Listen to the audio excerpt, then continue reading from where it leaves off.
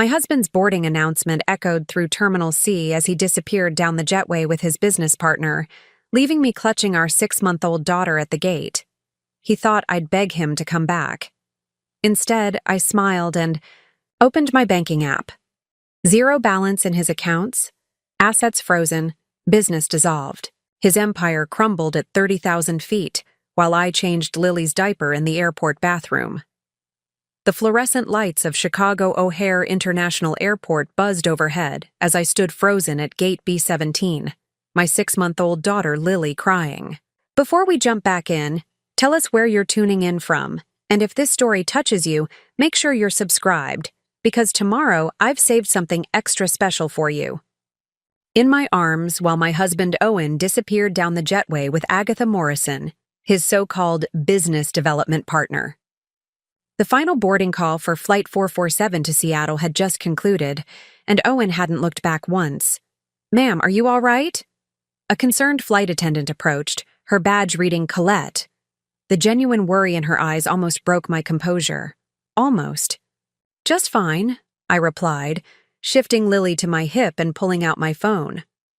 "Better than fine, actually." Through the massive terminal windows, I could see Owen's plane taxiing toward the runway.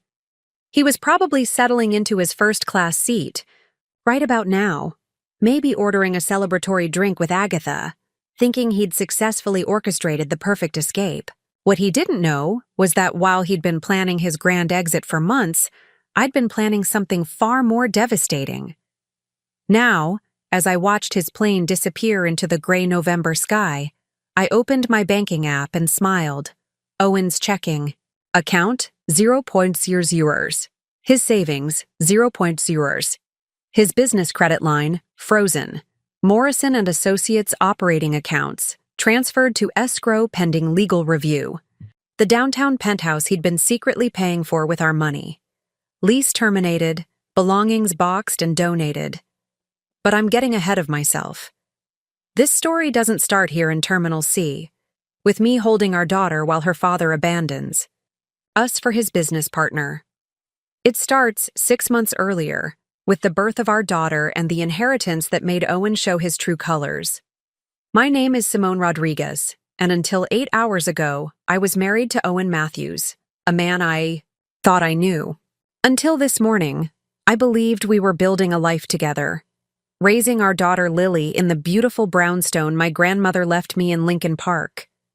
Until I found the boarding passes in his jacket pocket and realized that the man I'd trusted with my heart, my home, and my inheritance had been systematically stealing everything while planning to disappear with another woman.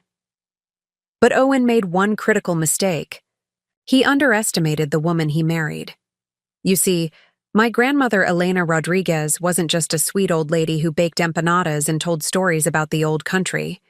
She was a shrewd businesswoman who'd built a real estate empire in Chicago, from nothing, starting with a single boarding house for immigrant workers in the 1960s. When she passed last year, she left me everything: 12 commercial properties worth over $4 million, a portfolio of investments, and most importantly, her financial advisor George Brennan, who'd been protecting the Rodriguez family assets for 30 years. "Mija," she'd told me before she died, gripping my hand with surprising strength. "Never let a man control what your family built, not even a good man, especially not a good man who might turn bad." At the time, I'd thought it was just old-fashioned thinking. Owen was different. Owen was supportive, loving, excited about building something together. When Lily was born 6 months ago, he'd cried holding her, whispering promises about the life we'd give her. What I didn't realize was that Owen had been calculating that life down to the last dollar of my inheritance. 6 months earlier, Lincoln Park, Chicago, the brownstone at 1847 North Cleveland Avenue had been in the Rodriguez family for 43 years. 3 stories of red brick and ivy, with bay windows that caught the morning light, and a small garden where my grandmother Elena had grown tomatoes and herbs until she was 87. Now it was mine, along with everything else she'd built. Remember the day Lily was born, how Owen had cried holding her in the hospital room. his hands shaking as he traced her tiny fingers. "She's perfect," he'd whispered, his voice thick with emotion. "Absolutely perfect. Just like her mother." In that moment, surrounded by the chaos of new parenthood, exhausted but euphoric, I thought we had everything. Love, health, a beautiful home, and now this incredible little person who would complete our family. Owen had been my rock throughout the pregnancy, driving me to every appointment, assembling the crib with meticulous care, reading parenting books with the same intensity he brought to architectural blueprints. "I want to be the kind of father who's present," he'd told me one evening as we painted the nursery a soft lavender. "My dad was always working, always chasing the next promotion. I don't want Lily to remember me that way." The irony of those words would haunt me later. Our life seemed charmed in those early weeks. Owen had just been promoted to regional director at Morrison & Associates, one of Chicago's most prestigious architecture firms. At 32, he was the youngest person ever to hold that position, and the salary bump meant we could finally start planning the future we'd dreamed about. Elena Rodriguez had been a formidable woman. Born in Mexico City, she'd come to Chicago in 1961 with nothing but determination and a fierce work ethic. She'd cleaned offices by night and learned English by day, saving every penny until she could buy a rundown boarding house in Logan Square. She'd renovated it herself, renting rooms to other immigrants who needed a safe place to start their American dreams. One boarding house became 2, then 4, then 12 commercial properties scattered across Chicago's most desirable neighborhoods. By the time she died at 91, she owned prime real estate in Lincoln Park, Wicker Park, the Loop, and River North. The portfolio was worth over $4 million, generating steady rental income that would support my family for generations. "Mija," she'd told me during her final weeks, her papery hand surprisingly strong as it gripped mine, "this money isn't just money. It's freedom. It's security. It's the choice to never depend on anyone who might let you down."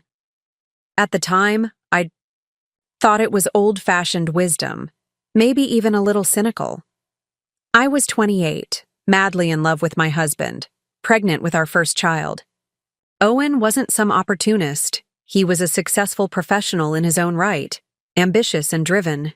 He didn't need my money, or so I thought. The first weeks after Lily's birth were a blur of feedings, diaper changes, and sleepless nights. Owen was incredibly helpful, taking the night shift so I could recover, bringing me coffee in bed, handling the endless stream of visitors who wanted to meet our daughter. "You're amazing," I told him one morning, watching him expertly swaddle Lily while singing softly in Spanish, something he'd learned from my grandmother. "I couldn't do this without you." "You'll never have to," he replied, kissing my forehead. "We're a team, Simone. Forever." It was during this honeymoon period that George Brennan, my grandmother's longtime financial advisor, came to visit. George was 72, with silver hair and kind eyes behind wire-rimmed glasses. He'd been managing the Rodriguez family finances for 30 years, and Elena had trusted him completely. "Your grandmother was very specific about her wishes," George explained as we sat in the living room, Lily sleeping peacefully in my arms. "She wanted you to have full control of the inheritance, but she also wanted protections in place." He spread out documents on the coffee table. Trust agreements, property deeds, investment portfolios. The numbers were staggering. I'd known my grandmother was comfortable, but I hadn't realized the true extent of her wealth. $4.2 million in real estate, George continued. Another $800,000 in diversified investments. And the properties generate approximately $45,000 monthly in rental income. Owen whistled low.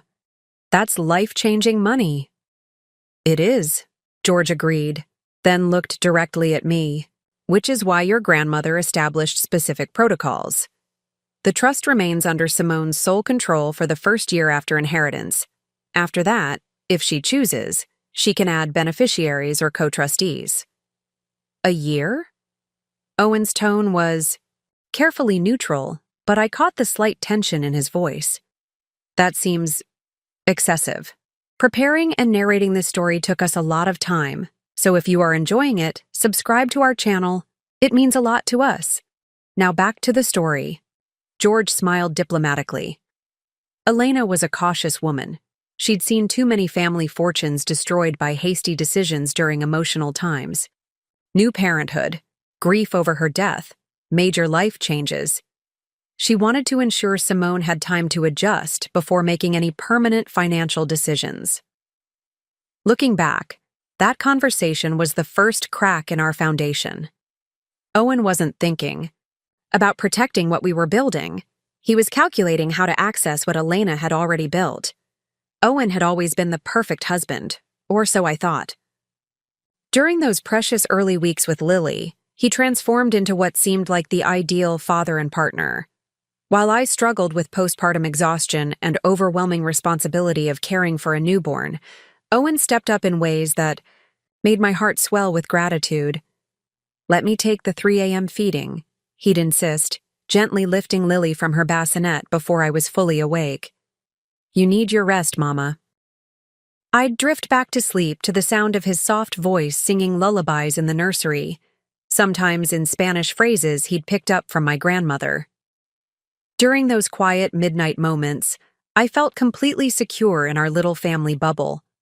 Owen's thoughtfulness extended beyond baby care. He'd surprise me with my favorite coffee from the corner cafe, flowers picked up on his way home from work, or takeout from restaurants I'd been craving. When my friend Felicia came to visit and mentioned how lucky I was to have such an attentive husband, I couldn't help but agree. "Seriously, Simone," Felicia said, watching Owen expertly change Lily's diaper while discussing his latest architectural project. "Most new fathers act like babysitting their own kids is a huge favor. Owen actually seems to enjoy it." "I do enjoy it," Owen said, lifting Lily to his shoulder for burping. "This little girl is going to change the world someday. I can feel it." The way he looked at our daughter in those moments seemed so genuine, so full of love and pride. How could I have known he was already calculating her net worth through my inheritance? Owen's support extended to practical matters too. When endless streams of baby gear and gifts threatened to overwhelm our home, he organized everything with the same meticulous attention he brought to architectural drawings. The nursery became a masterpiece of efficiency and beauty. Every item, carefully placed and purposeful. "You're incredible," I told him one afternoon, watching him assemble a new changing table while Lily napped in her crib. "I don't know how I got so lucky." "We got lucky," he corrected, pausing to kiss my forehead. "And this is just the beginning, Simone. When Lily's older, we'll look back on these days as the foundation of everything we built together." Foundation. He used that word often, and it always made me feel warm and secure. Owen was an architect, after all. He understood the importance of solid foundations, careful planning, structural integrity. I trusted him to help build our family's future with the same care he brought to designing buildings. Looking back, I realize how carefully Owen cultivated that trust. Every gesture, every thoughtful action, every loving word was designed to make me feel dependent on him, grateful to him, willing to give him anything he asked for. The manipulation was subtle, but systematic. When I struggled with breastfeeding, Owen researched lactation consultants and scheduled appointments. When I felt overwhelmed by visitors, he tactfully managed our social calendar, protecting my energy and privacy. When I worried about returning to work at the marketing agency, he suggested I take extended leave. "You don't need to rush back," he said one evening as we watched Lily sleep in her bouncer. "Between my promotion and your grandmother's rental income, we're more than comfortable. Lily needs her mother, especially during these crucial early months." It seemed reasonable, even caring. Owen was thinking about what was best for our daughter, encouraging me to prioritize motherhood over career ambitions. What I didn't realize was that every day I stayed home, every decision I let him handle, every responsibility I gratefully passed off to him was another thread in the web he was weaving around my independence. The financial discussions began innocuously enough. Owen would mention bills that needed paying, insurance policies requiring updates, investment opportunities he'd heard about at work. Since I was barely functioning on 3 hours of sleep per night, I was grateful to have someone else handle the details.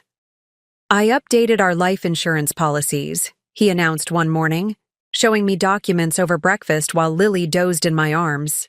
"Both of us are covered now, with Lily as the beneficiary, and I added myself as the account contact for easier communication with the insurance company." "That makes sense," I mumbled, more focused on whether Lily's breathing sounded normal than on insurance paperwork. I also talked to George about setting up automatic transfers from the rental income account to our checking account. Owen continued. "Right now, the money just sits there earning minimal interest. If we're more active about managing it, we could significantly increase our returns." This got my attention. "What kind of active management?" Owen's face lit up with enthusiasm. "Real estate investment trusts, commercial development partnerships, maybe even buying additional properties. My firm has connections with developers all over the Midwest. We could potentially double Elena's portfolio within 5 years." The idea was exciting. My grandmother had been conservative with her investments, focused on stability over growth. But Owen was young, ambitious, connected to the commercial real estate world through his job. Maybe it was time to be more aggressive with the portfolio. Every suggestion was reasonable, every request framed in terms of family benefit, every manipulation disguised as love and protection.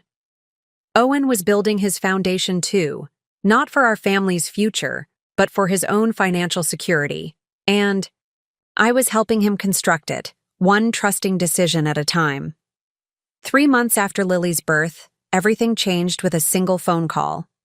I was in the nursery changing her diaper when Owen's voice echoed up the stairs, animated and excited in a way I hadn't heard since his promotion. "Simone, come down here. You need to hear this." I found him in the kitchen, still in his work clothes, holding his phone with a grin that stretched across his entire face. Lily gurgled contentedly in my arms as I waited for him to explain. "That was Marcus Morrison himself," Owen said, eyes bright with possibility. "The senior partner. He wants me to lead the Seattle expansion project." "Seattle again?" I asked, shifting Lily to my hip. "You've been talking about Seattle a lot lately." "Because it's the future, Simone. Morrison and Associates is opening a full branch office there, and they want me to head it up. This isn't just a promotion, it's a partnership track. If I can establish the Seattle office successfully, I'll be made a junior partner within 2 years." The opportunity was undeniably impressive. Morrison and Associates was one of the most prestigious firms in the Midwest, and partnership meant financial security for life. But something about Owen's enthusiasm felt different, more intense than his usual career ambitions. "What would that mean for us?" I asked carefully. "Would we have to move to Seattle?" "Eventually, yes, but not immediately. The transition would be gradual, maybe 6 months of traveling back and forth, setting up operations, establishing client relationships. Then we'd relocate once Lily's a bit older and travel is easier." I tried to imagine our life in Seattle. Leaving Chicago meant leaving everything Elena had built, all the properties that generated our income, the community where I'd grown up. It meant starting over in a city where we knew no one, had no family support, no established roots. "What about my grandmother's properties?" I asked. "The rental income is what allows me to stay home with Lily. If we're living in Seattle—" "That's actually perfect timing," Owen interrupted, excitement building. "This promotion comes with a significant salary increase plus partnership potential. We wouldn't need the rental income anymore.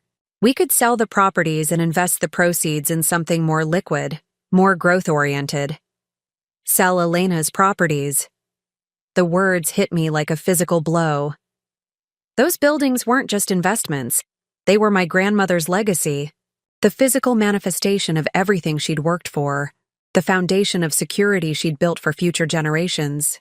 "Owen, I can't sell my grandmother's properties. They've been in our family for decades."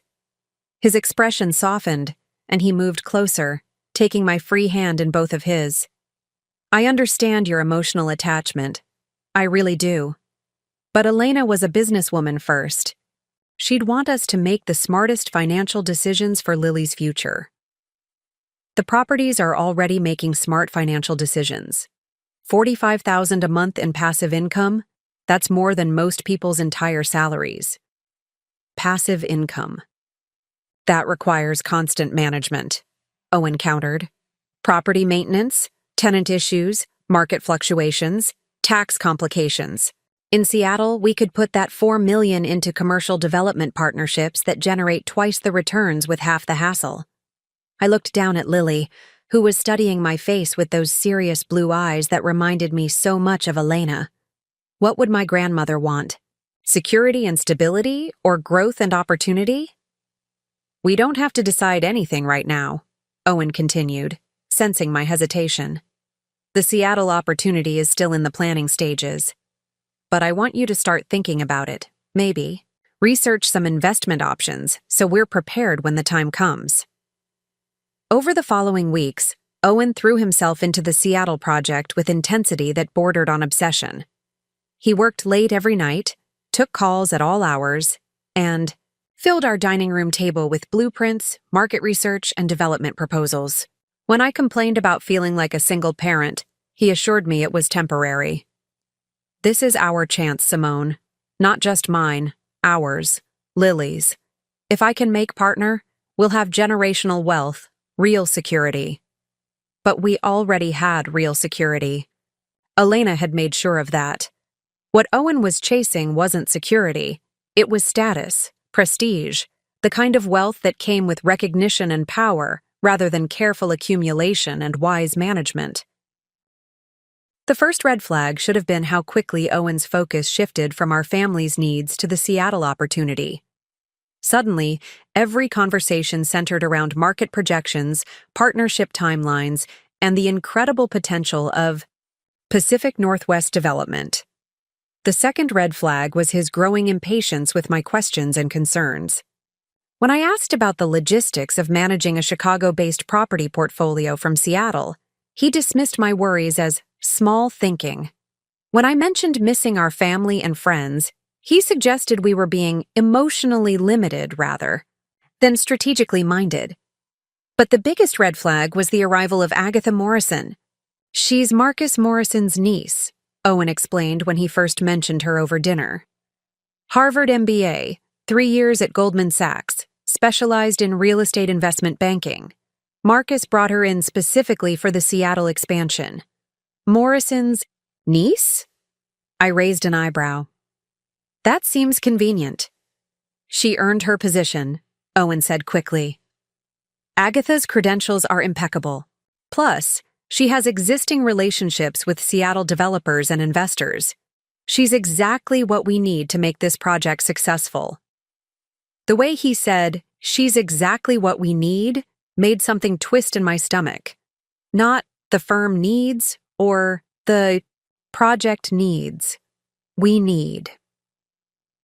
When Owen began staying late for strategy sessions with Agatha, I tried to push down my growing unease.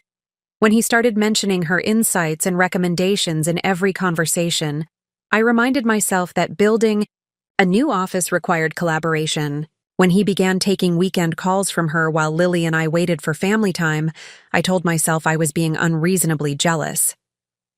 "Agatha thinks we should start with mixed-use developments," Owen said one Saturday morning, pacing our kitchen, while talking on speakerphone. "The Seattle market is perfect for live workspaces, especially in the tech corridors." I listened to Agatha's voice coming through the phone. Confident, articulate, full of ideas and energy. She sounded like the kind of woman who got things done, who made things happen, who knew exactly what she wanted and how to get it. "That sounds promising," I said when the call ended, trying to keep my tone neutral. "She's brilliant," Owen replied, his admiration obvious. Agatha sees opportunities that most people miss. Working with her is going to be incredible. Incredible. Not challenging, not productive, not successful. Incredible. The word choice felt intimate, personal, charged with an energy that had nothing to do with business development.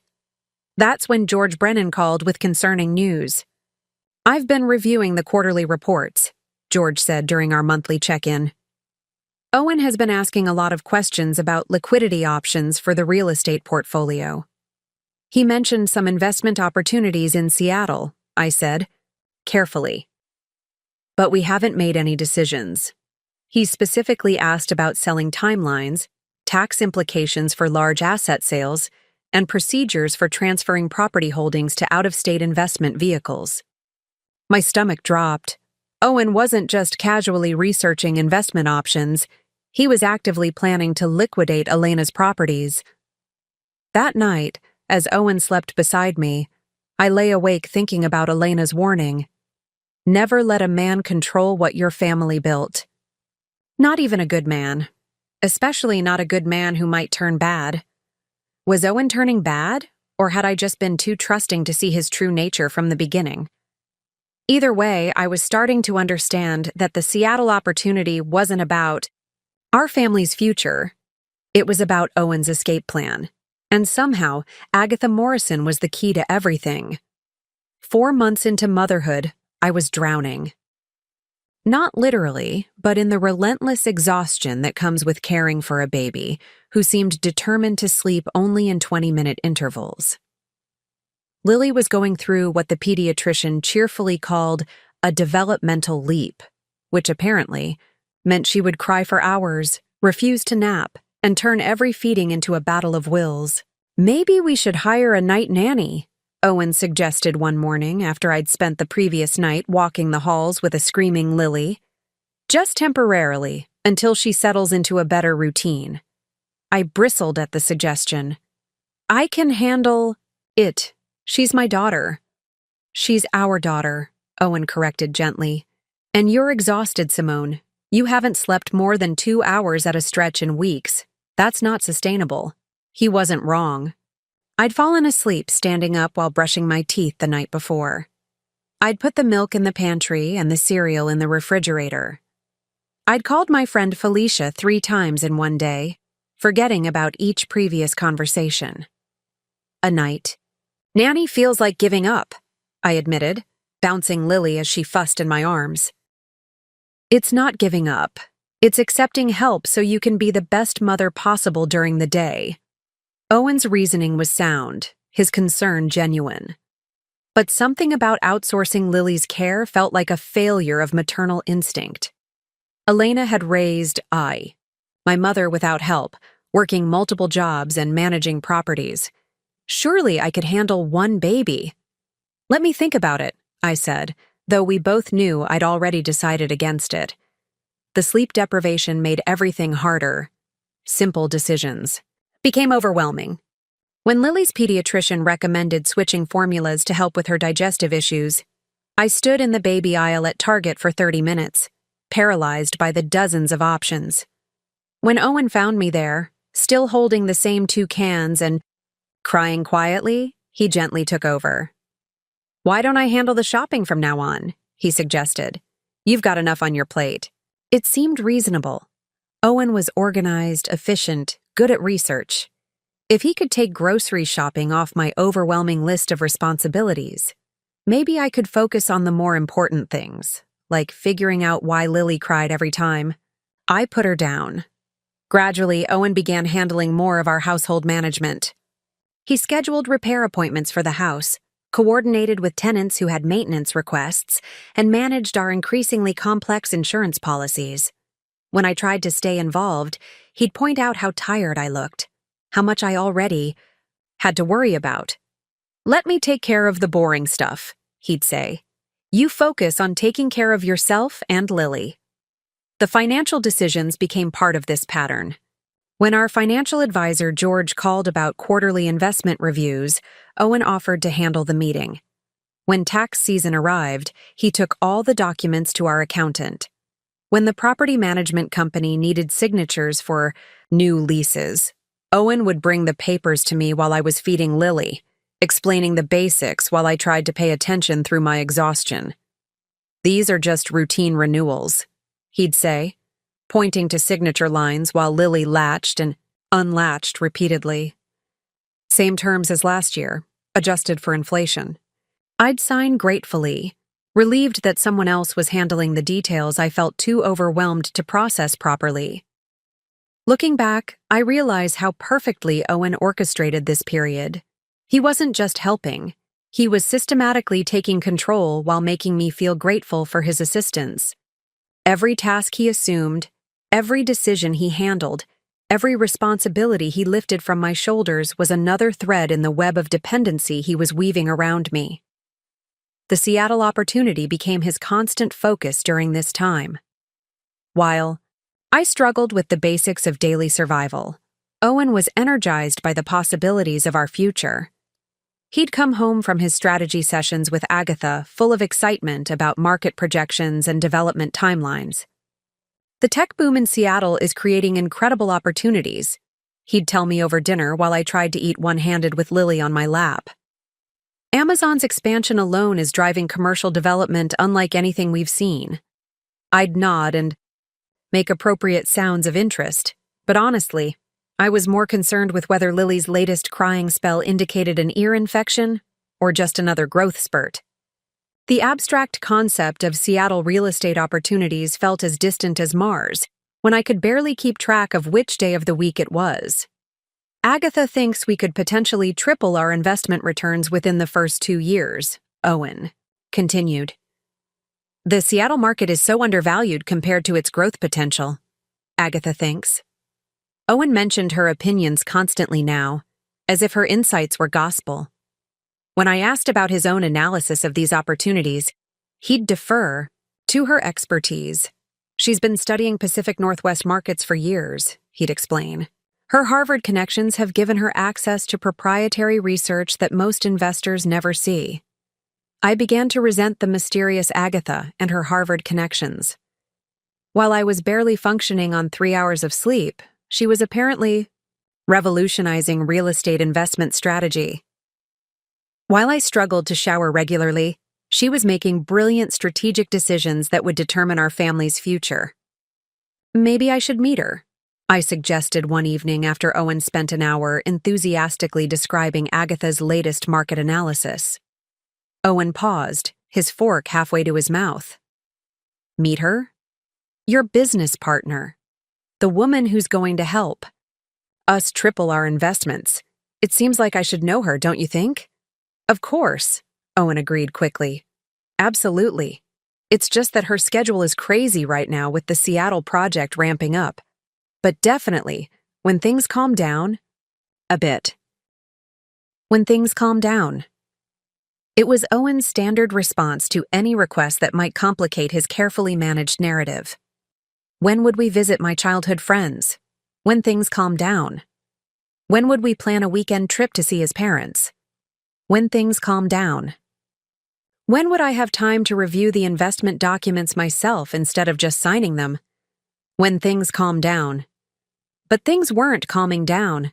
They were getting more complicated. Lily's sleep issues worsened. Our house needed major repairs that required constant contractor coordination. The property management company needed frequent decisions about maintenance and tenant issues. I was drowning in responsibilities while simultaneously being excluded from the decisions that would shape our future. "I'm worried about you," Felicia said during one of her visits, watching me struggle to hold a conversation while bouncing a fussy Lily. "You look exhausted. Are you getting any help?" "Owen helps," I said automatically. "I mean professional help. A babysitter, a cleaning service, something to give you a break."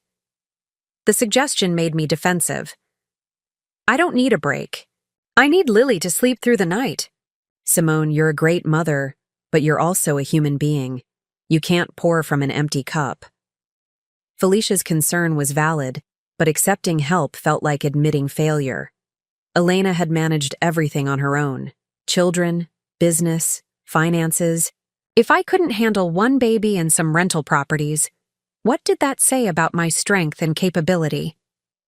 That night, as I lay awake listening to Lily's breathing in the bassinet beside our bed, I tried to understand why I felt like I was disappearing. Maybe it was the sleep deprivation talking, but I couldn't shake the feeling that every decision Owen made on my behalf, every responsibility he assumed, every task he took over was making me smaller somehow. When had I become someone who couldn't handle grocery shopping?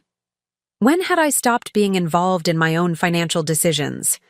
When had my opinions about our future become irrelevant compared to Agatha's market analysis? I was too exhausted to pursue these questions that night, but they planted a seed of unease that would eventually grow into something much more dangerous to Owen's carefully constructed plans. Doubt. The decision that would ultimately destroy my marriage came wrapped in love and gratitude. It was Lily's first Christmas, and despite the chaos of new parenthood, I felt blessed. Our daughter was finally sleeping through the night. Owen seemed more attentive than he'd been in months, and the warmth of the holiday season made our Lincoln Park brownstone feel like the sanctuary Elena had always intended it to be. "I have something for you," I told Owen on Christmas morning, after we'd watched Lily destroy more wrapping paper than any 6-month-old should reasonably encounter. Something important. Owen looked up from where he was assembling a complicated baby toy, his hair disheveled and his smile genuine. "More important than this engineering marvel?" he joked, holding up what appeared to be a musical elephant with 17 different buttons. "Much more important." I handed him an envelope, my heart racing with nervous excitement. Inside were documents I'd spent weeks preparing with Will Patterson, Elena's attorney. Documents that would change everything between us. Owen opened the envelope carefully, his expression shifting from curiosity to confusion, to something I couldn't quite read as he scanned the legal papers. "Simone," he said slowly, his voice barely above a whisper. "This is co-ownership of the trust," I finished. "For him. Full partnership in Elena's properties. Equal decision-making power over all investments and asset management." The papers made Owen a 50% owner of everything Elena had built. $4 million in real estate, investment portfolios, rental income, all of it now legally his as much as mine. "But the 1-year waiting period," Owen said, still staring at the documents. "George said Elena wanted you to wait before making any major changes." "She wanted me to wait until I was thinking clearly," I replied, moving to sit beside him on the floor among the scattered Christmas wrapping. "And I am thinking clearly. Clearly enough to know that you're my partner in everything, Owen. Lily's father, my husband, the person I trust most in the world." Owen's eyes filled with tears as he pulled me into his arms. "Simone, this is incredible. You don't know what this means to me." Actually, I thought I did know. It meant that Owen would finally feel like a full partner in our family's financial future. It meant he could stop feeling excluded from major decisions, stop resenting Elena's protective restrictions, stop questioning whether I truly trusted him with our most important assets. What I didn't know was that Owen had been planning this moment for months. "I wanted to show you how much I appreciate everything you've done," I continued, settling into his embrace while Lily babbled happily in her bouncer. "These past 6 months, taking care of us, handling all the business details, supporting my decision to stay home with Lily. You've been amazing." "You've been amazing," Owen countered, kissing the top of my head. "Being Lily's mother, managing the properties, staying strong through everything. I just wanted to help carry the load. Now you can do more than help. Now you can lead." The word seemed to energize Owen in a way I hadn't expected. His grip on me tightened, and when he spoke again, his voice carried an intensity that made something flutter in my chest. "We're going to do incredible things together, Simone. Build something even bigger than what Elena created. Legacy wealth that will set Lily up for generations. That's what I want too, I said, though something about his enthusiasm felt different from the quiet gratitude I'd anticipated. We spent the rest of Christmas Day making plans. Owen spread out charts and projections on our dining room table, showing me investment opportunities he'd been researching, development projects that could multiply our returns, strategies for expanding beyond Elena's conservative approach, the WIKE. Seattle expansion is perfectly timed, Owen said, his excitement building as he outlined his vision. With Agatha's connections and our combined resources, we could establish Morrison and Associates as the premier Pacific Northwest firm, while simultaneously building our own development portfolio. Our combined resources. The phrase should have thrilled me. Owen was talking about true partnership, shared vision, mutual success. Instead, something about the way he said it made me uncomfortable. What does Agatha think about us investing? In her Seattle projects? I asked carefully. Owen's expression flickered, just for a moment, before he smiled. She's excited about the possibilities. Having capital partners who understand the architectural side gives us huge advantages over traditional developers. Capital partners. Not family friends, not Owen's wife and baby daughter, but capital partners. The business language felt cold, transactional, like Owen was already thinking about our relationship in terms of financial utility, rather than love and commitment. When do we meet her? I asked. I'd like to understand these opportunities better, before we commit significant funds. Soon, Owen promised. She's been traveling constantly, setting up meetings with Seattle investors, but definitely soon. You're going to love her. The holidays passed in a blur of family visits and baby milestones. Owen was attentive and affectionate, more present than he'd been since before Lily's birth. He cooked elaborate meals, organized family photo sessions, and even suggested we take a romantic weekend trip once Lily was old enough to stay with his parents. This feels like a new beginning, I told him one evening as we watched our daughter discover her feet for the first time. It is a new beginning, Owen agreed. The beginning of everything we've dreamed about. But while Owen seemed energized by our new partnership, I found myself feeling increasingly uneasy about the speed at which he wanted to move. Every conversation became about Seattle opportunities, Agatha's insights, the incredible potential returns we could achieve if we acted quickly. The development timeline is accelerated, Owen explained one morning over breakfast, showing me yet another spreadsheet of projections. If we want to be part of the initial phase, we need to commit funds within the next 60 days. 60 days? I nearly choked on my coffee. Owen, that's incredibly fast for such a major investment. That's how these opportunities work, Simone. The best deals go to the investors who can move quickly. If we hesitate, we'll lose our position to someone with more flexibility. The pressure felt overwhelming. 1 week earlier, I'd been focused on getting Lily to eat solid foods and wondering if I'd ever sleep 8 hours straight again. Now, Owen was asking me to commit millions of dollars to investments I barely understood in a city I'd never visited. Maybe we should start smaller, I suggested. Test the waters with a few $100,000 before committing everything. Owen's face darkened slightly. A few $100,000 won't get us meaningful returns, Simone. These development projects require substantial capital investments to achieve the economies of scale that make them profitable. But if something goes wrong, nothing will go wrong, Owen interrupted, his tone sharper than I'd heard in months. Agatha has done the research. The Seattle market is exploding. Amazon alone is adding 50,000 jobs over the next 3 years.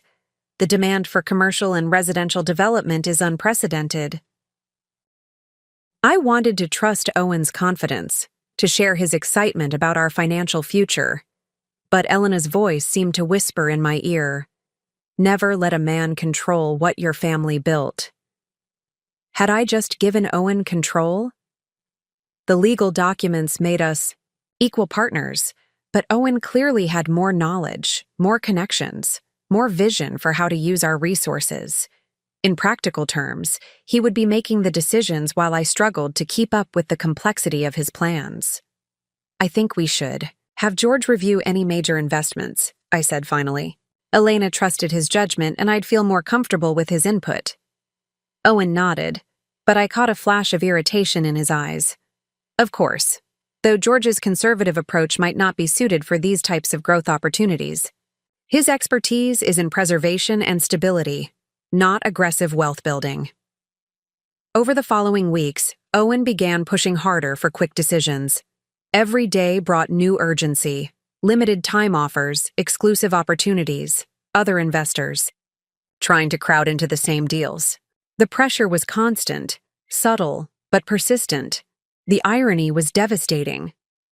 I'd given Owen control of Elena's legacy in the name of love and partnership. But love that required surrendering your judgment wasn't partnership. It was surrender, and I was about to meet the woman who would help Owen complete his conquest. The transformation began with small details that seemed insignificant at first. A week after giving Owen co-ownership of Elena's trust, I noticed he'd completely renovated his home office without mentioning it. What had been a modest workspace with a simple desk was now a command center, dual monitors, professional lighting, architectural blueprints covering every wall. "Impressive setup," I said, standing in the doorway with Lily balanced on my hip. Owen looked up from his new leather executive chair, practically glowing with pride. "Morrison approved a full home office budget for the Seattle project, since I'll be managing remote operations. They wanted me properly equipped for client video calls." The equipment was undeniably professional, but something felt wrong about the secrecy. This wasn't just a workspace upgrade, it was a power statement. Elena had managed a multi-million-dollar empire from a simple wooden desk in her bedroom. This setup suggested very different priorities. "When did all this arrive?" I asked, noting the expensive furniture and technology. "Over the past few days. The installation crew finished yesterday while you were at Lily's doctor appointment." Yesterday. Owen had orchestrated this entire transformation while I was out, scheduling it when I wouldn't be home to ask questions or offer input. It was a small thing, but it established a pattern I was beginning to recognize. The real warning signs emerged during our monthly dinner with Felicia and Corey. Owen had been canceling these gatherings frequently, claiming urgent Seattle business. But tonight he seemed eager to share his vision. "Tell us about this Seattle expansion," Corey said over wine, genuinely interested. "Sounds like a major opportunity." Owen's eyes lit up as he launched into his presentation about Pacific Northwest, development potential, Amazon's growth trajectory, and the extraordinary returns available to early investors. His enthusiasm was infectious, his knowledge impressive, his confidence absolute. "And Simone's family trust is backing these investments?" Felicia asked, glancing between us. "We're backing them," Owen corrected smoothly. "As equal partners in all financial decisions." Something about his phrasing bothered me, though I couldn't identify why. Technically, the legal documents made us 50-50 owners. But I'd had virtually no input into the Seattle research or planning. Owen presented opportunities. I approved them. That wasn't partnership. It was delegation. "Have you visited Seattle?" "Yet?" Corey asked me directly. "Not yet," I admitted. "Owen and his colleague Agatha have been handling the market research." "Agatha Morrison," Owen added quickly. "Harvard MBA, Goldman Sachs background, Marcus Morrison's niece. She's leading our investment strategy development." Felicia raised an eyebrow. "Morrison's niece? How convenient." "She earned her position," Owen said, his tone slightly defensive. "Her credentials are impeccable, and she has established relationships with Seattle developers. She's exactly what we need for success." The way he said "exactly what we need" made my stomach tighten. Not "the firm needs" or "the project needs," we need. The language felt personal, intimate, like he was describing a romantic partnership rather than business collaboration. After dinner, while Owen helped Corey load the dishwasher, Felicia cornered me in the living room. "How much do you actually know about these Seattle investments?" she asked quietly. "Enough," I replied, though the word felt hollow. "Owen handles the research and analysis. I review his recommendations and make the final decisions." Felicia studied my face with the expression of someone deciding whether to voice a difficult truth. "It just seems like you're very trusting. $4 million is substantial money to invest based on someone else's research, even your husband's." Her questions stung because they highlighted my own growing unease. When had I become so passive about decisions affecting Lily's financial future? Elena would have visited every property, interviewed every partner, reviewed every contract personally. That night, I called George Brennan. "I'm concerned about the pace of these investments," I admitted quietly. "Everything feels rushed." "Trust your instincts," George replied. Elena's gut saved her from disaster more than once. The dinner with Agatha Morrison was scheduled at Gibson's Steakhouse, one of Chicago's most exclusive restaurants.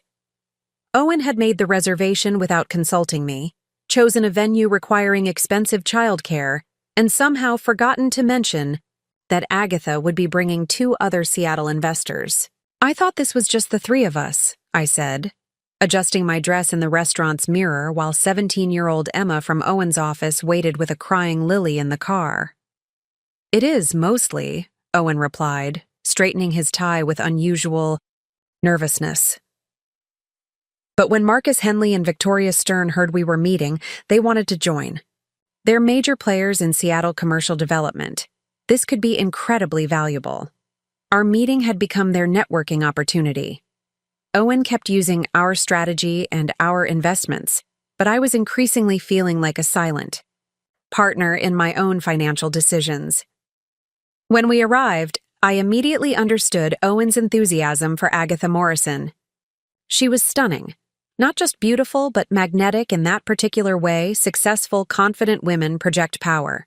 Tall, elegant, with sharp intelligence behind designer glasses and a smile suggesting she held secrets worth knowing.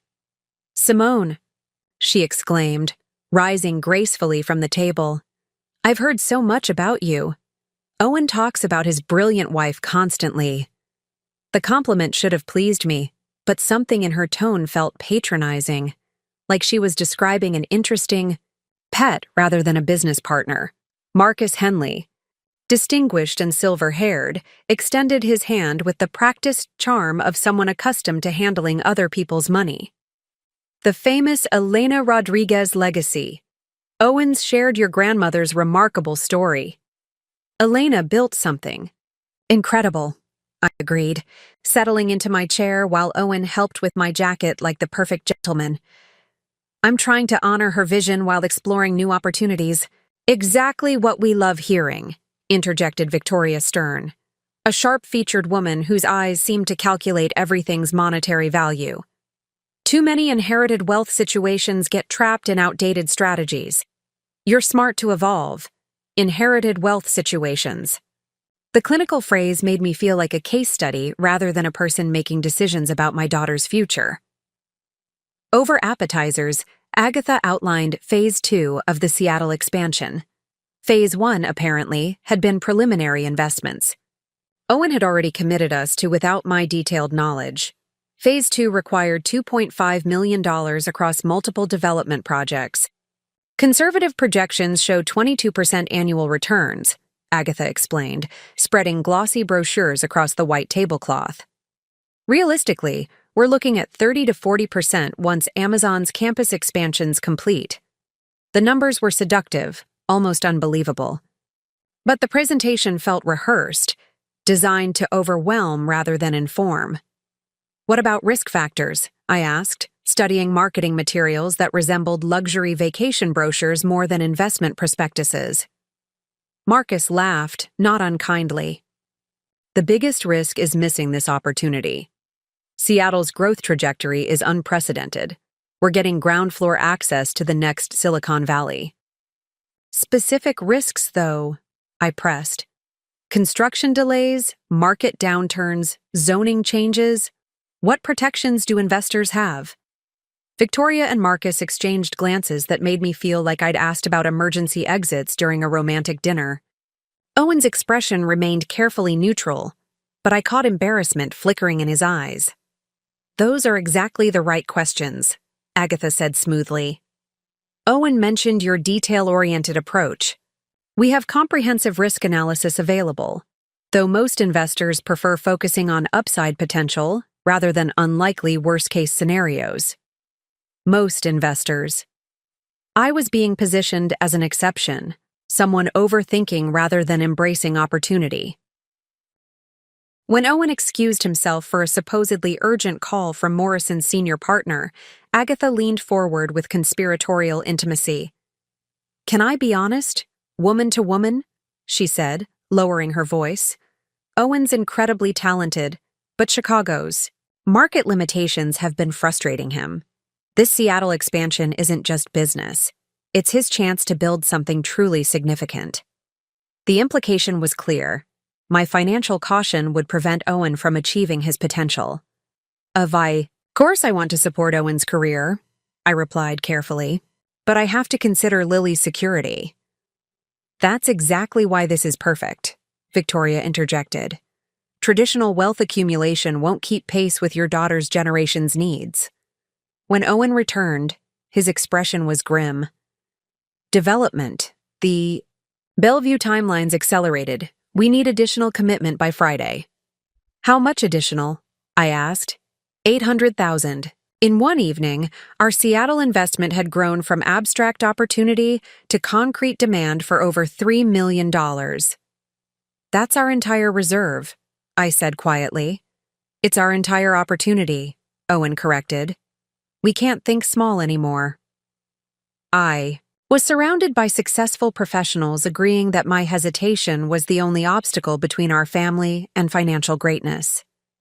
I need time to think, I said finally. Of course, Agatha agreed, though other investors are ready to fill any available positions. The message was clear. Hesitate and lose everything. The discovery that shattered my world came from the most mundane source, our shared cloud storage account. I was searching for Lily's vaccination records to email to daycare when I noticed a folder labeled Seattle Development that I'd never seen before. Expecting investment documents Owen had promised to share, I opened it instead to find hundreds of photos.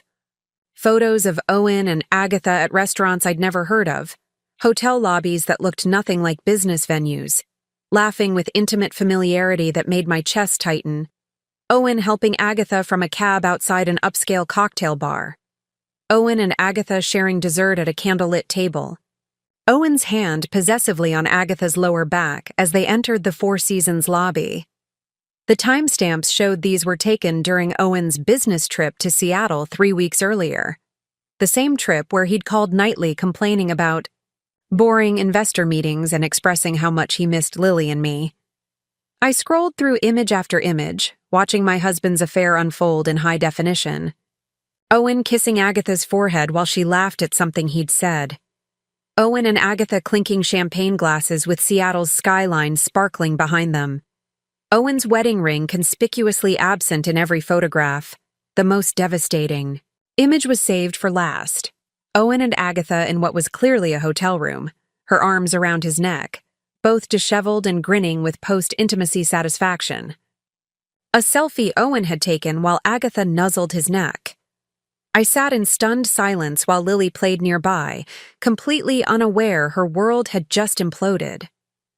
My hands shook as I forwarded the photos to my personal email. Then I kept digging, finding evidence that made Owen's betrayal even more calculated and devastating. Text message screenshots revealed conversations between Owen and Agatha dating back months, probably since she joined Morrison and Associates. "Can't wait to get you alone in Seattle," Owen had written.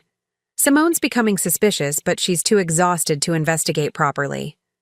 "Poor little wife," Agatha had replied. "Don't worry, baby. Once we secure her money, we can stop pretending. Her money. Not our money, my money."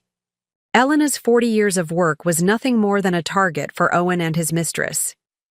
The text threads revealed the Seattle investment scheme in horrifying detail. There were no legitimate development opportunities. Every project Owen had enthusiastically presented was fabricated, designed to transfer money from our accounts into offshore entities controlled by Agatha and shell companies. Marcus is nervous about the fake documents, Agatha had texted recently. Maybe we should accelerate the timeline. Give me another month, Owen replied. I can get her to commit the full $4 million if I play this right. She's trusting, but not stupid. Trusting, but not stupid. Owen had been calculating my exact level of naivety, determining how much deception I would accept before questioning anything.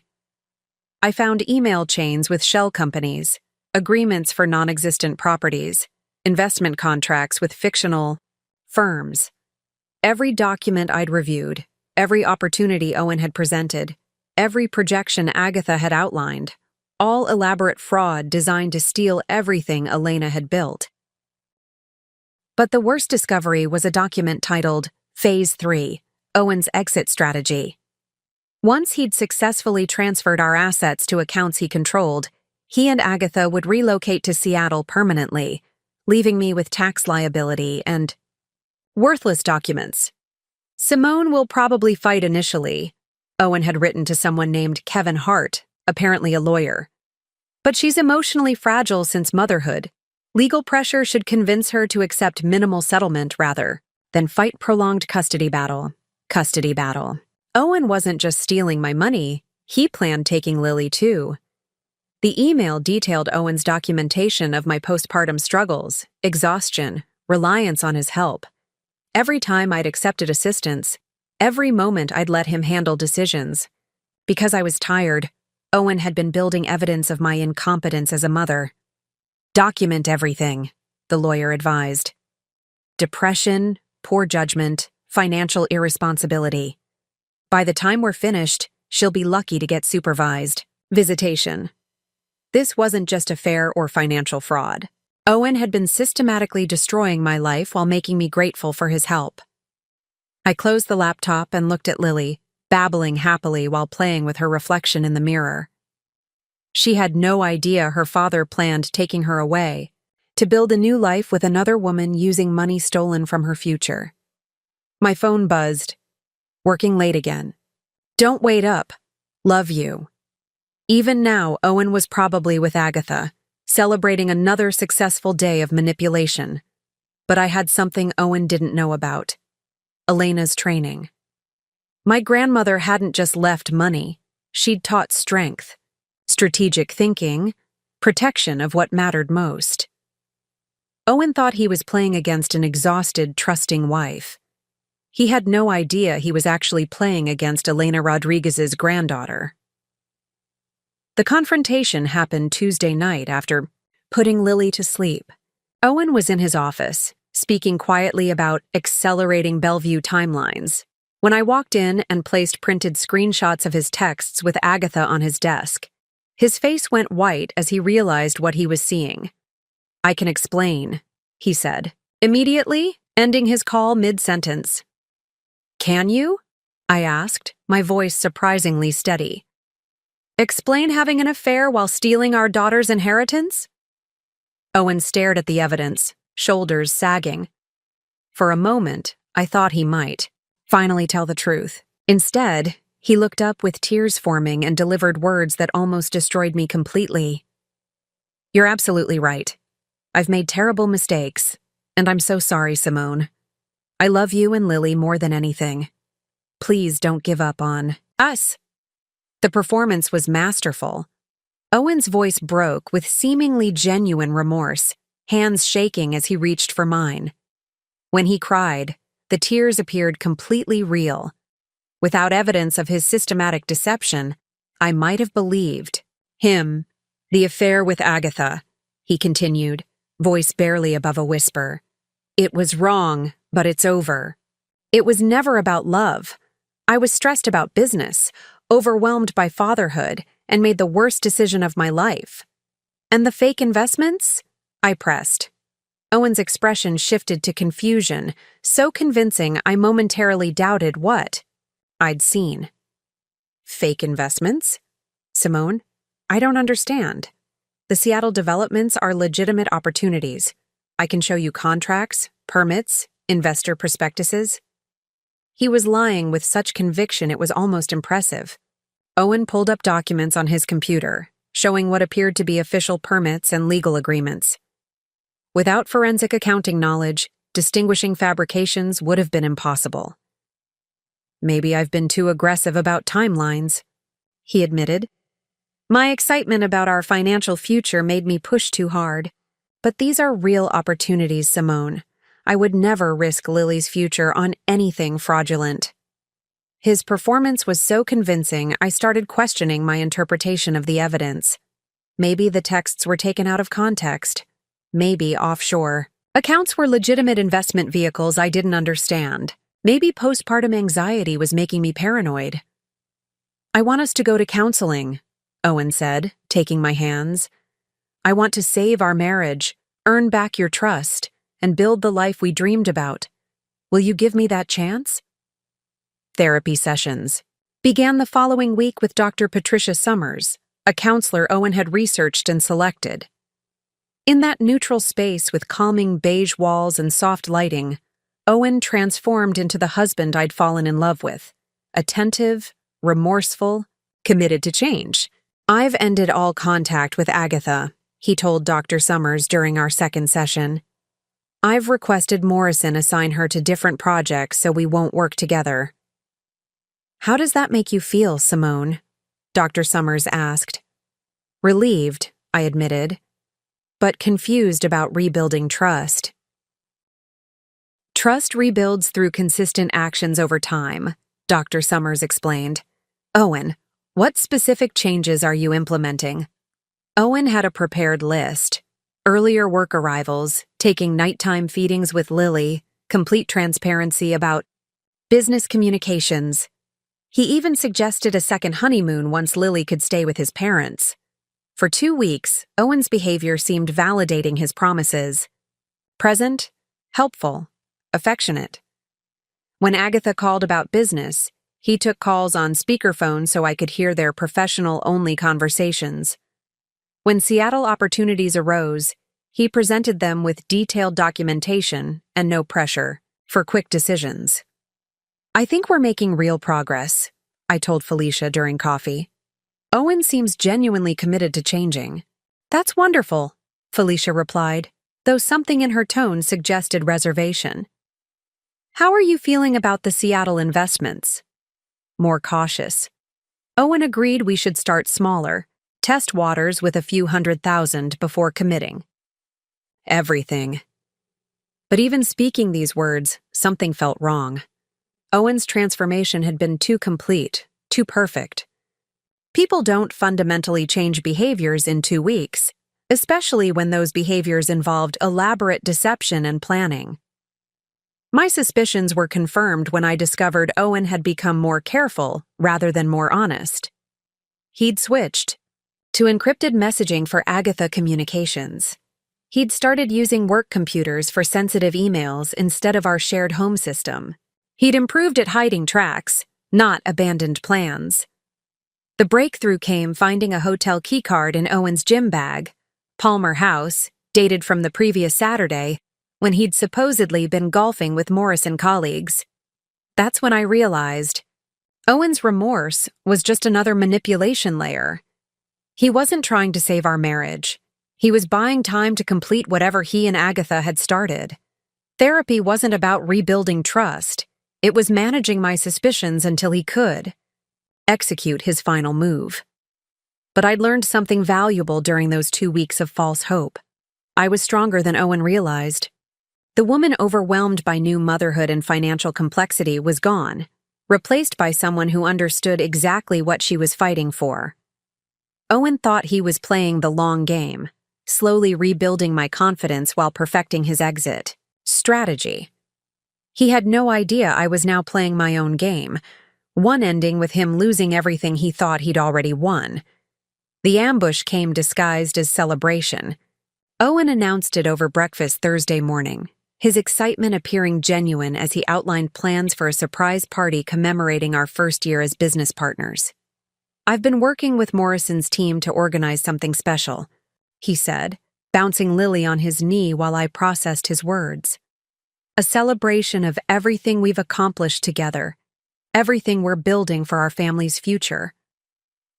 "What kind of celebration?" I asked carefully. "Dinner at the Chicago Club," Owen replied, eyes bright with calculated enthusiasm. "Marcus Morrison wants to formally recognize our investment partnership. Agatha's flying in from Seattle specifically for the event." Mentioning Agatha made my stomach tighten, but Owen's tone was casual, innocent. I almost wondered if I'd imagined their affair. "When is this dinner?" "Saturday night. Short notice, but Marcus just confirmed availability. Perfect timing. We can announce the final phase of our Seattle expansion in front of people who matter most to our future." Final phase. The phrase sent chills through me, but Owen's smile was so warm, loving, that any observer would see a devoted husband planning something special for his wife. Over the next 2 days, Owen threw himself into party preparations with intensity that should have warned me something was wrong. He arranged childcare with his parents, made reservations at one of Chicago's most exclusive private clubs, and personally called investors and colleagues to ensure maximum attendance. "This is going to be incredible," he told me Friday night. Reviewing guest lists. "Simone, tomorrow night is going to change everything for our family." He wasn't wrong. Saturday evening arrived with early spring warmth that felt like a good omen. I dressed carefully in a navy cocktail dress Elena had always said brought out my eyes, wearing her pearl earrings for confidence. Owen looked handsome in his dark suit, every inch the successful architect and devoted husband. The Chicago Club's dining room was elegant and intimate, with soft lighting and tasteful arrangements. About 20 people gathered, Morrison colleagues, several investors from previous meetings, and couples Owen described as important Seattle connections. Agatha looked stunning as always, in a black dress managing to be both professional and alluring. She greeted me with air kisses and compliments, playing friendly business partner with Oscar-worthy skill. "Simone, you look radiant," she said, smile perfectly calibrated.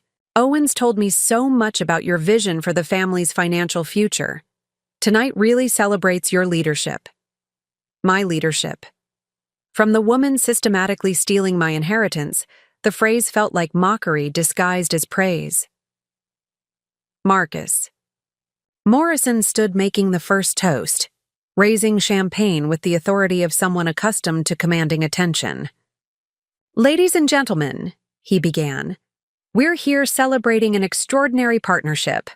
Simone Rodriguez-Matthews has shown remarkable vision supporting our Seattle expansion, and Owen Matthews has demonstrated architectural brilliance that will make this venture legendary." Polite applause filled the room as Marcus outlined our investment scope, projected returns, and bright future awaiting everyone present.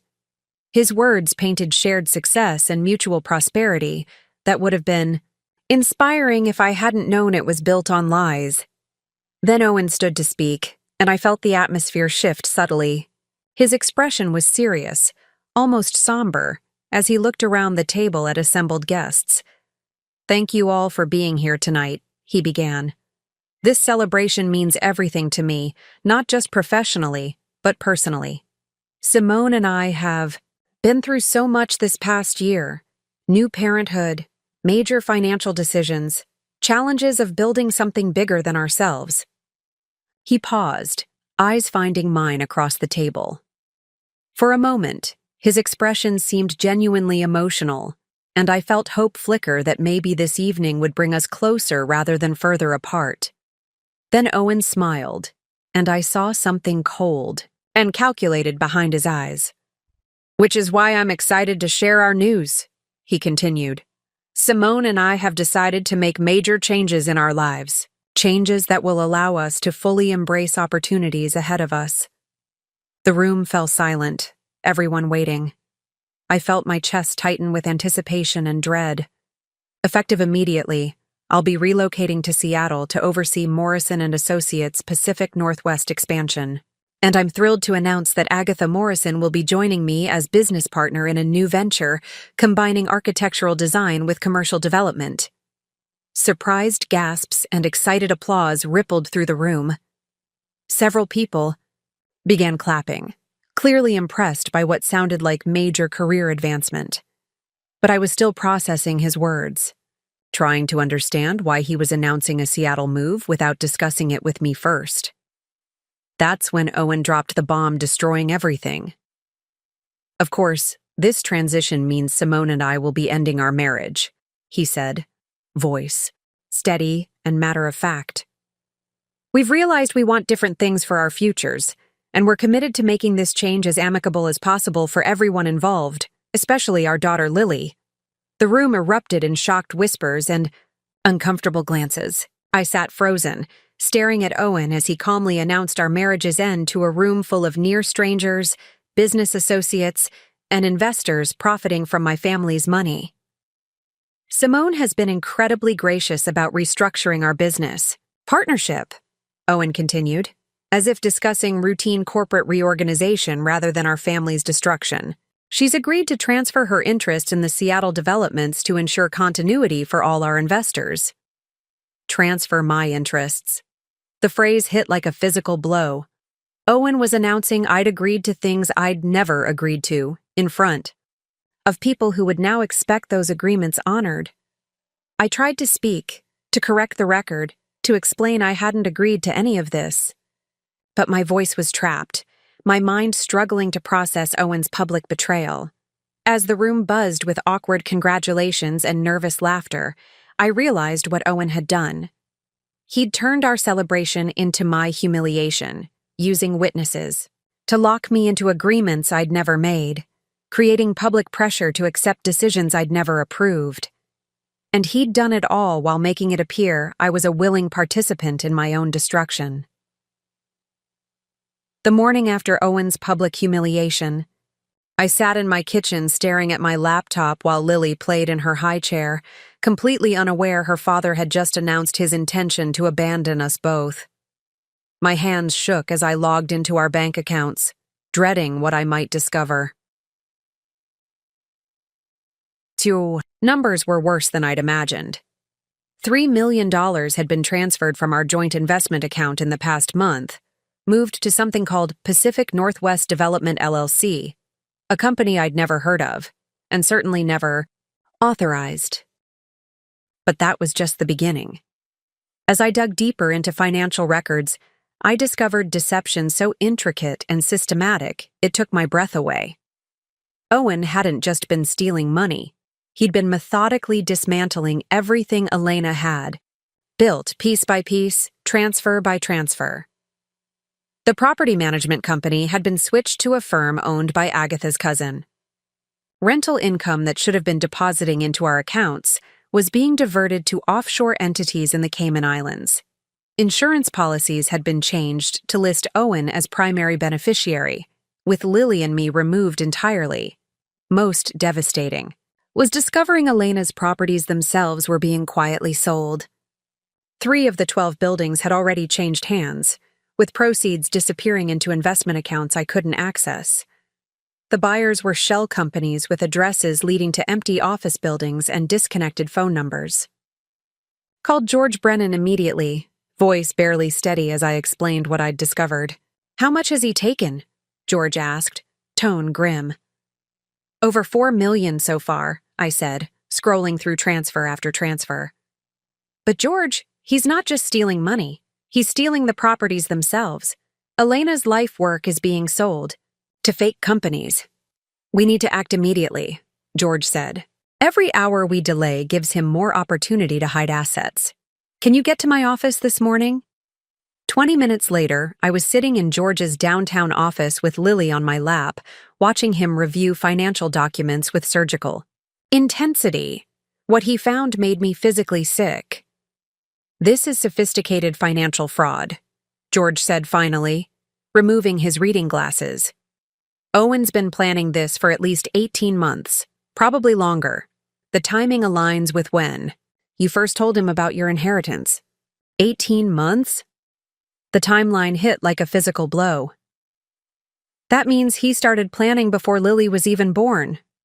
The pregnancy probably accelerated his timeline, George continued, voice gentle but clinical. New mothers are vulnerable, exhausted, more likely to delegate financial decisions. He used your condition against you. I thought about all the times Owen had insisted on handling financial matters while I recovered from childbirth, how grateful I'd been for his help, how he'd positioned assistance as love and partnership rather than manipulation. There's more, George said, pulling up documents on his computer. Owen's not working alone. This operation involves at least 6 other people, lawyers, accountants, property developers, all coordinating to strip your assets systematically. He showed me a flowchart mapping connections between shell companies, offshore accounts, and fake investment opportunities.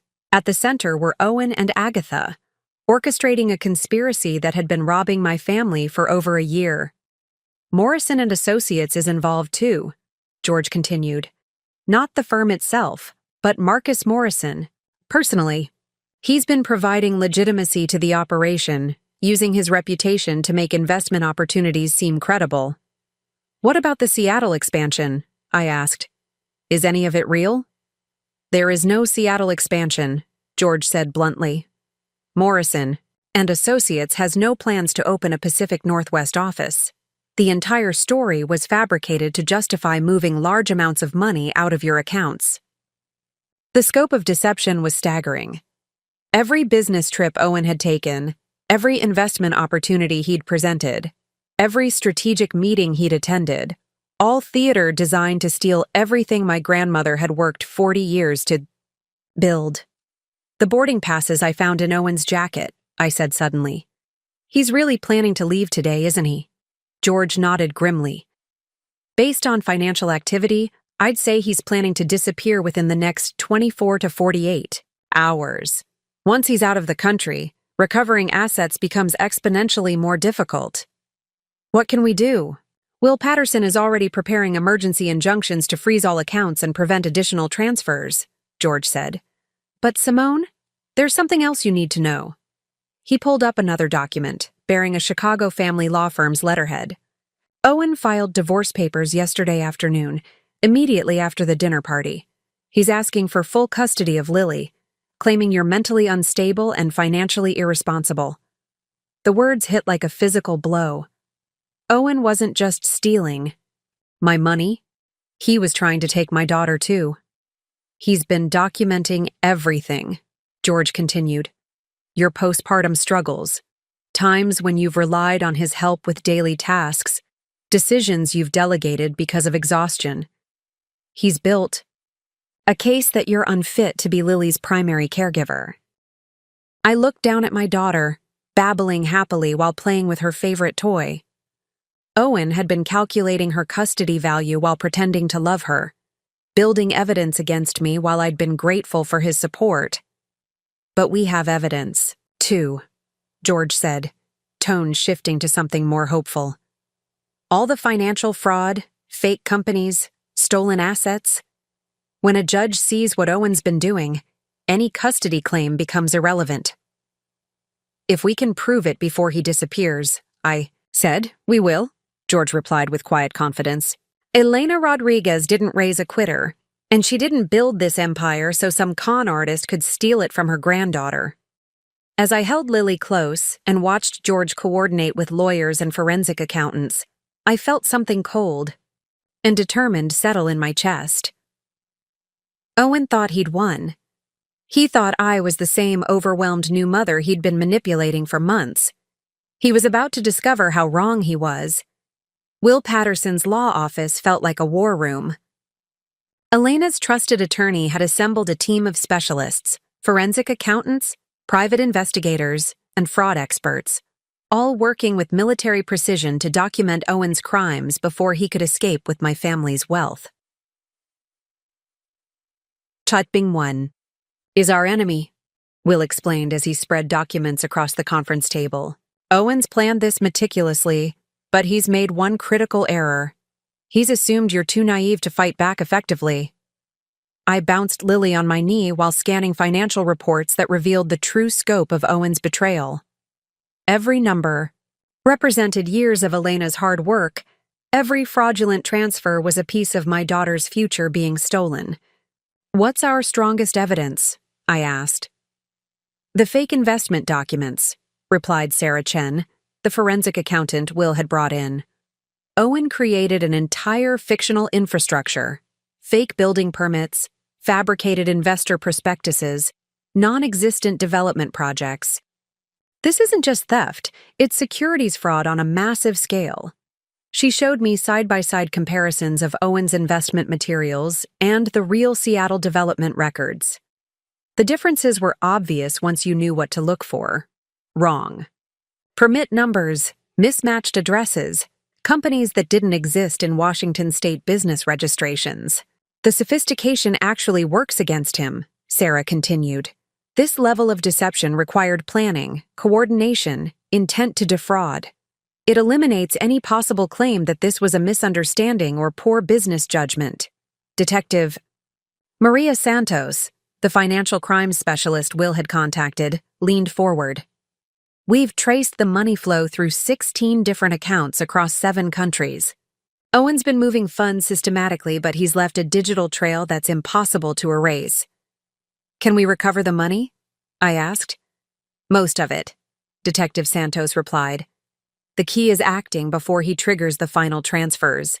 Based on the pattern, we estimate he's planning to move the remaining accessible funds within the next 12 hours. 12 hours. Owen was at home right now, probably packing his bags while pretending everything was normal. He'd kissed my forehead that morning, told me he loved me, promised to be home for dinner, all while planning to disappear forever with our daughter's inheritance. "What about custody?" I asked, dreading the answer. Will pulled out Owen's divorce filing, its legal language cold and calculating. "He's claiming you're mentally unstable, financially irresponsible, and unable to provide proper care for Lily. He's documented incidents of postpartum depression, times when you've relied on his help with daily tasks, decisions you've delegated because of exhaustion." Reading Owen's version of our marriage was like seeing my life through a funhouse mirror. Every moment of vulnerability I'd shared, every time I'd accepted his help, every sign of normal new mother exhaustion had been twisted into evidence of my unfitness as a parent. "But we have counter-evidence," Will continued, opening another folder. "Owen's text messages with Agatha show him systematically documenting your struggles while simultaneously causing them. He increased your stress by creating financial complexity, then used your resulting exhaustion as proof you couldn't handle responsibilities. The manipulation was breathtaking in its cruelty. Owen had been deliberately overwhelming me with decisions and information, then documenting my confusion as evidence of incompetence. "There's more," Detective Santos added. "Owen's been slowly poisoning your reputation in preparation for the custody battle. He's told colleagues you've been struggling with mental health issues, suggested to your friends that you're having trouble bonding with the baby, even planted seeds with Lily's pediatrician about your emotional stability." I thought about recent conversations, how Dr. Miller had asked unusually probing questions about my mental state, how Felicia had seemed concerned about my well-being, how even my own mother had called last week to check if I was holding up. Okay. Owen had been systematically undermining my credibility while appearing to be the devoted, concerned husband. The good news, Will said, is that Owen's criminal activity completely destroys his custody claim. No judge will award a child to someone facing federal fraud charges. "What's our timeline?" I asked. Sarah Chen consulted her tablet. "We need to file emergency motions by tomorrow morning to freeze all remaining accounts. The criminal complaint needs to be ready by tomorrow afternoon, and we need to execute search warrants before Owen realizes what's happening." "How do we do all that without alerting him?" "Very carefully," Will replied. "Owen thinks he's successfully manipulated you into compliance. We need to maintain that illusion until every legal mechanism is in place." Detective Santos smiled grimly. "We've been monitoring Owen's communications. He's scheduled to leave for the airport tomorrow afternoon, flying to Seattle where Agatha is waiting. He thinks he's won." I looked down at Lily, who was playing with the pearl necklace Elena had given me. My grandmother's voice seemed to whisper in my ear. Never let a man control what your family built. What do you need me to do? I asked. Act normal, Will instructed. Go home, have dinner with Owen. Pretend you're still the trusting wife he thinks he's deceived. Meanwhile, we'll be working through the night to ensure that when Owen tries to board that plane, he'll find his accounts frozen, his assets seized, and federal agents waiting for him. And Lily? Will be safe with her mother, where she belongs, Will said firmly. Owen's not taking your daughter anywhere. As I drove home with Lily sleeping in her car seat, I felt something I hadn't experienced in months. Control. For the first time since discovering Owen's betrayal, I wasn't reacting to his moves. I was making my own. Owen thought he was playing chess against an amateur. Tomorrow, he would discover he'd been playing against Elena Rodriguez's granddaughter, and she'd inherited more than just money. She'd inherited the will to fight. That final evening with Owen was the hardest performance of my life. I had to sit across from him at our kitchen table, sharing takeout Chinese food while he casually discussed our travel plans for the next day, knowing that he was planning to abandon our daughter and disappear with millions of dollars stolen from her inheritance.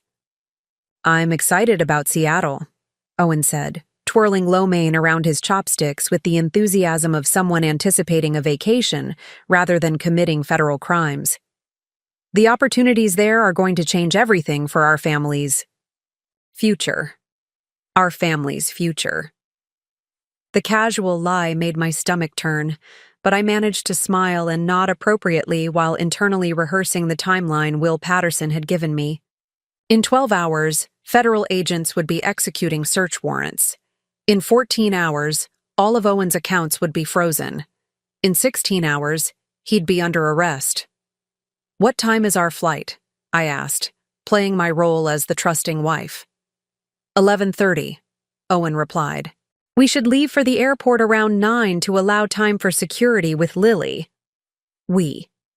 He was still pretending this was a family trip, still maintaining the fiction that I was willingly participating in his escape plan.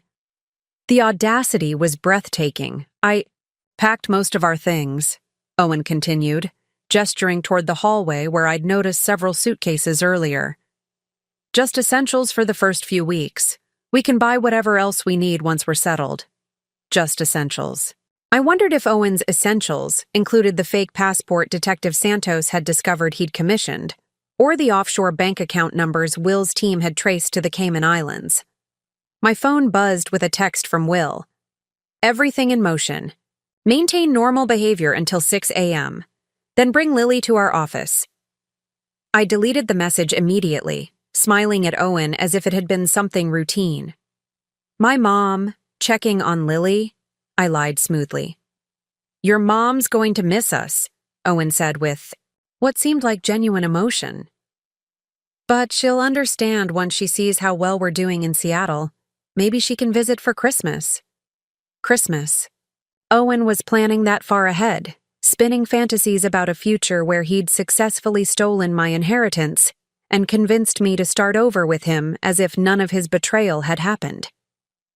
I should probably call her tomorrow before we leave, I said. Let her know we arrived safely. Good idea, Owen agreed. Though we should probably wait until we're settled to give too many details about our new address. You know how she worries.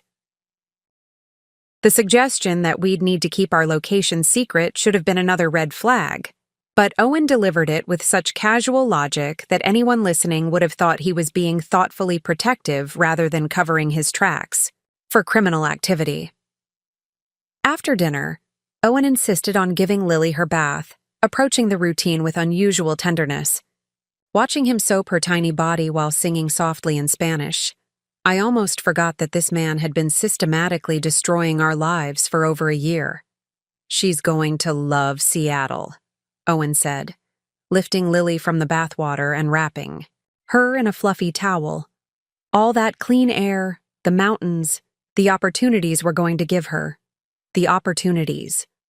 Owen still believed he was going to successfully kidnap my daughter and raise her on money stolen from her own inheritance. The delusion was so complete, so divorced from reality, that I almost felt sorry for him. "Owen," I said carefully, "are you sure about all this? Moving across the country with a baby, starting over completely?" For just a moment, his expression flickered with something that might have been doubt.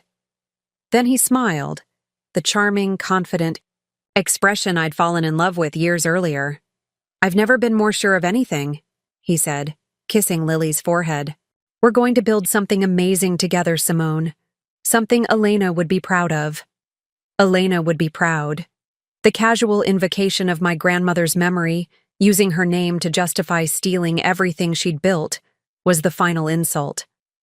Owen had no idea that Elena's legacy included more than just money. It included the strength to fight for what mattered, the wisdom to recognize deception, and the determination to protect future generations. As I tucked Lily into her crib that night, whispering promises that her father would never succeed in taking her away from me, I felt an odd sense of peace. Tomorrow would bring confrontation, legal battles, and probably years of complexity as we unwound Owen's fraud. But tonight, for the last time, I could hold my daughter in the home Elena had given us, surrounded by the security my grandmother had built, knowing that justice was finally coming. Owen thought he was hours away from his perfect escape. He had no idea he was hours away from discovering that he'd tried to steal from the wrong family. At exactly 6 a.m., my phone rang with the call I'd been waiting for. Will Patterson's voice was calm but triumphant. "It's done. Every account frozen, every asset secured, every escape route blocked." I was sitting in my car outside Will's office building, Lily sleeping peacefully in her car seat, watching the sunrise paint Chicago's skyline gold. Inside our Lincoln Park brownstone, Owen was probably just waking up, reaching for his phone to check flight times, completely unaware that his world had collapsed while he slept. "The federal judge signed the emergency orders at 5:30 a.m., Will continued. "Owen's checking account, savings, investment accounts, even his corporate credit cards, all frozen. The fake companies he's been using to hide assets have been seized. The offshore accounts are being investigated by international banking authorities. What about the properties he sold? Emergency injunctions filed in each jurisdiction. The sales are being reversed as fraudulent transactions. Elena's buildings will be returned to the trust within 60 days. I closed my eyes, feeling Elena's presence like a warm hand on my shoulder. Her life's work was safe. Her granddaughter's inheritance was protected. Justice was finally coming for the man who'd tried to steal from the Rodriguez family. Detective Santos is coordinating with airport security, Will added. The moment Owen tries to check in for his flight, he'll be arrested on federal fraud charges. Agatha Morrison is being arrested simultaneously in Seattle. At 8:15 a.m., I received the first sign that Owen was discovering his new reality. My phone buzzed with a text. "Having trouble with bank app. Can you check our accounts?" I stared at the message, imagining Owen's confusion as every login attempt returned error messages. Every customer service call went to hold music. Every attempt to access his carefully stolen millions hit digital walls. I didn't respond to the "Trust." Instead, I waited. At 8:47 a.m., "Simone, something's wrong with the bank. They're saying our accounts are frozen. There must be some mistake." At 9:23 a.m., "Where are you? We need to leave for the airport. Call me immediately." At 9:51 a.m., "This isn't funny, Simone. We're going to miss our flight. Lily needs to be here now." I could practically feel Owen's panic radiating through the increasingly frantic messages. The careful, calculated man who'd been systematically stealing my inheritance for 18 months was finally realizing that his victim had fought back. At 10:30 a.m., Will called again. "Owen just arrived at O'Hare. Airport security reports he's extremely agitated, demanding to speak with airline managers about why his credit cards aren't working." And Agatha? In federal custody in Seattle. She attempted to board an international flight to Switzerland this morning. Apparently, she had a briefcase containing financial documents that should make prosecution very straightforward. I imagined Owen standing in the airport, probably calling Agatha's phone over and over, getting nothing but voicemail because his partner in crime was sitting in a detention cell 3,000 miles away. At 11:15 a.m., 15 minutes before their scheduled departure, my phone rang. Owen's contact photo appeared on my screen, but I let it go to voicemail. Then it rang again, and again, and again. Finally, I answered. Simone. Owen's voice was desperate, panicked. Thank God. Where are you? Something terrible has happened. Our accounts are frozen, my credit cards aren't working, Agatha isn't answering her phone. I think we're victims of some kind of identity theft. Identity theft. Even now, even with his entire scheme collapsing around him, Owen was trying to maintain the fiction that he was innocent, that we were both victims of circumstances beyond his control. That sounds awful, I said calmly, bouncing Lily on my knee while she babbled happily at a colorful toy. Have you called the police? Yes, I'm going to. But first I need you and Lily here. We can figure this out together. Maybe we should postpone the trip until we get this sorted out. Postpone the trip? Owen was still pretending this was a family vacation gone wrong rather than a kidnapping attempt that had been thwarted by federal authorities. Actually, Owen, I said, my voice steady and clear, I think you're going to be busy with other things today. There was a long pause. Then Owen's voice, suddenly cold and calculating. What did you do, Simone? I protected my daughter, I replied, and my grandmother's legacy, and myself. You have no idea what you've... The line went dead. Through Will Patterson, I later learned that Owen had been arrested at 11:42 a.m., just as boarding began for Flight 447 to Seattle. Airport security reported that he'd been attempting to argue his way onto the plane without proper payment when federal agents approached him. He'd tried to run. Owen Matthews, the sophisticated architect who'd spent 18 months systematically stealing millions of dollars from his wife and daughter, had tried to sprint through O'Hare International Airport like a common criminal. He'd made it approximately 50 feet before being tackled by airport security. At 12:30 p.m., Detective Santos called with the final update. Owen Matthews is in federal custody, charged with wire fraud, money laundering, identity theft, and conspiracy to commit securities fraud. Given the amount of money involved and the international scope of the operation, he's looking at 15 to 20 years in federal prison. I hung up the phone and looked at Lily, who was reaching for Elena's pearl necklace around my neck. Your daddy made some very bad choices, baby girl, I whispered to her. But you're safe now. And everything your great-grandmother built for our family is safe too. For the first time in months, I felt like I could breathe freely. The nightmare was over, and Elena Rodriguez's granddaughter had proven that some legacies are worth fighting for.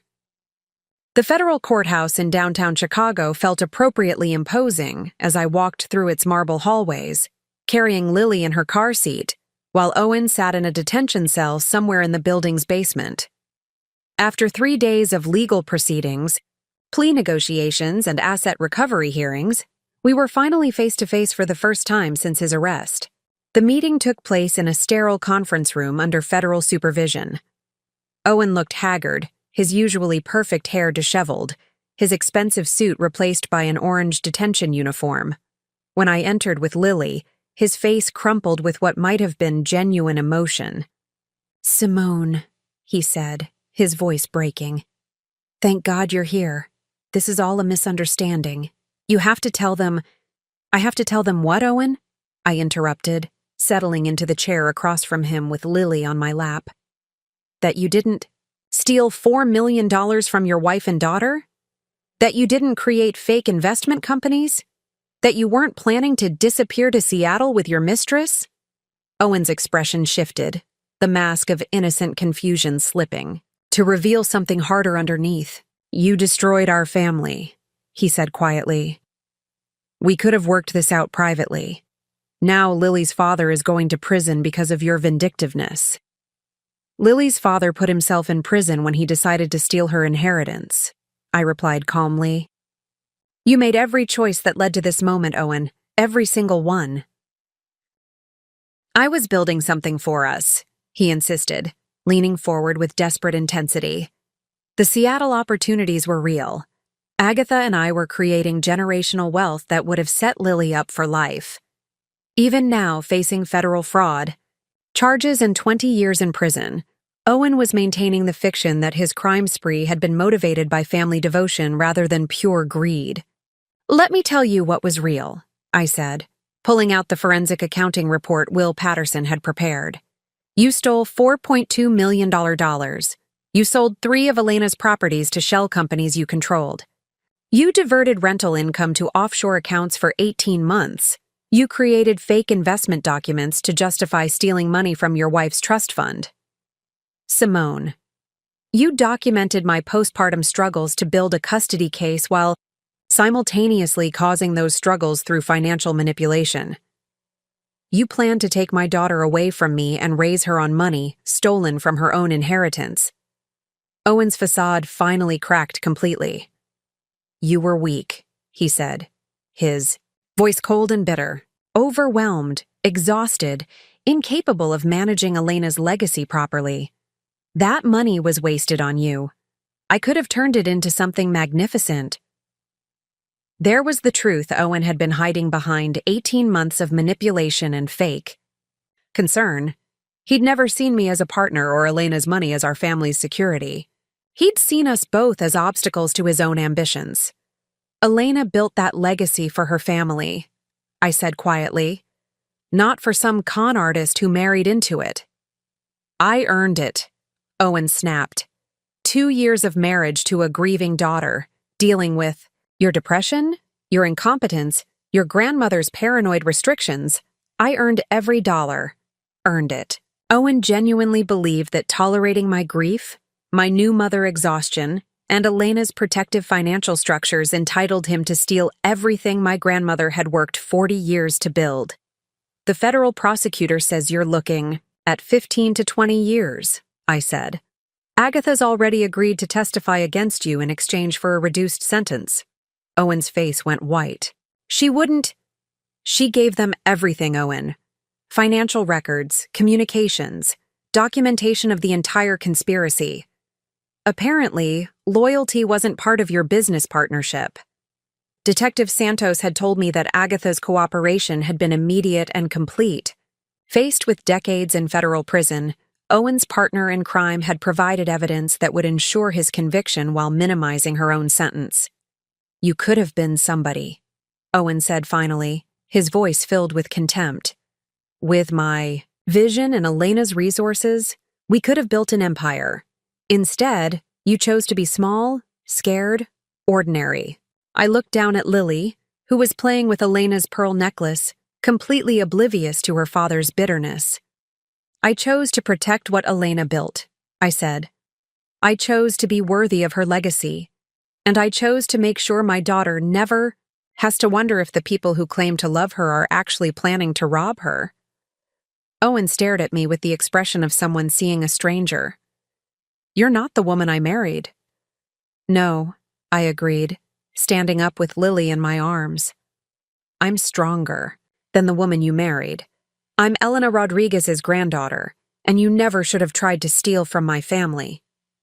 As federal marshals escorted Owen back to his cell, I walked out of the courthouse into the bright Chicago afternoon, carrying my daughter toward a future that was finally secure. Owen had been wrong about everything, but especially this. I wasn't small, scared, or ordinary. I was exactly who Elena had raised me to be. 6 months after Owen's conviction, I stood in Elena's former office, now my office, watching Lily take her first wobbly steps across the hardwood floor.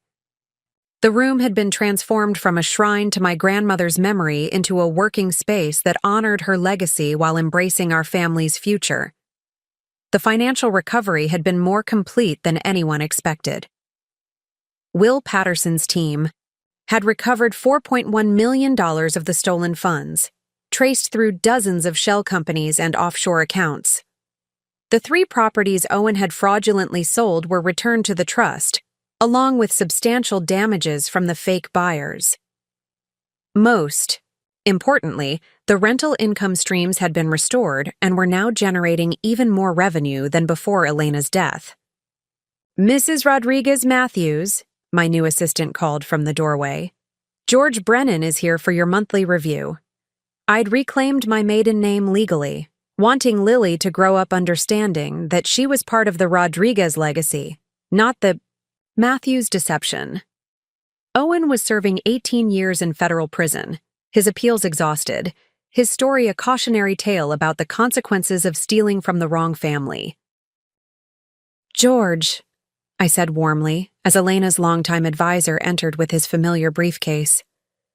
"How are we looking this month?" "Better than ever," he replied with a proud smile. "The new property management system you implemented has increased efficiency by 30%.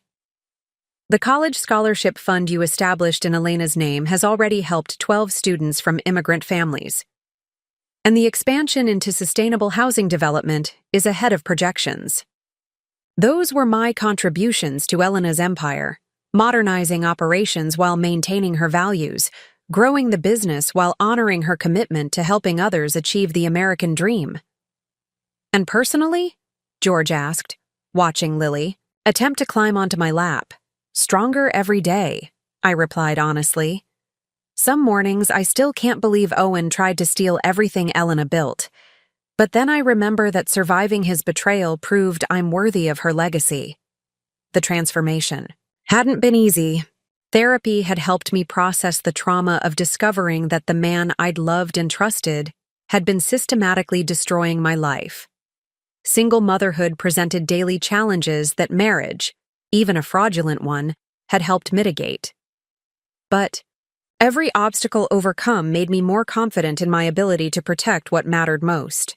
"Elena would be proud," George said, gathering his papers as Lily finally succeeded in climbing onto my lap. "You've proven that the Rodriguez strength didn't die with her." After George left, I sat holding Lily while she babbled happily, playing with the pearl necklace that had become her favorite toy. Through the window, I could see the Chicago skyline my grandmother had helped build, property by property, investment by investment, dream by dream. "Your great-grandmother was an amazing woman," I told Lily, bouncing her gently. "She came to this country with nothing and built an empire. She taught me that some things are worth fighting for, that family legacies matter, that trust should be earned rather than assumed." Lily reached up to touch my face with her tiny hand, her blue eyes serious and intelligent. She would grow up knowing her worth, understanding her strength, prepared to protect what the Rodriguez women had built for future generations. My phone buzzed with a text from Felicia. "Coffee tomorrow? Corey wants to hear more about your nonprofit." "Expansion plans." I smiled, grateful for friends who had supported me through the darkest period of my life. The isolation Owen had tried to create around me had been replaced by a network of people who genuinely cared about my success. As evening settled over Lincoln Park, I carried Lily upstairs to the nursery Elena had helped design, past the photographs of 4 generations of Rodriguez women who had refused to let anyone diminish their power. "Sleep well, baby girl," I whispered, placing her gently in the crib. "Tomorrow we continue building on everything your great-grandmother started." Standing in the doorway of our secure home, surrounded by the wealth Elena had created and I had protected, I felt the deep satisfaction that comes from winning a battle you never wanted to fight. Owen had tried to make me a victim. Instead, he'd made me a warrior, and Elena Rodriguez's legacy was stronger than ever. Up next, you've got 2 more standout stories right on your screen. If this one hit the mark, you won't want to pass these up. Just click and check them out. And don't forget to subscribe and turn on the notification bell so you don't miss any upload from us.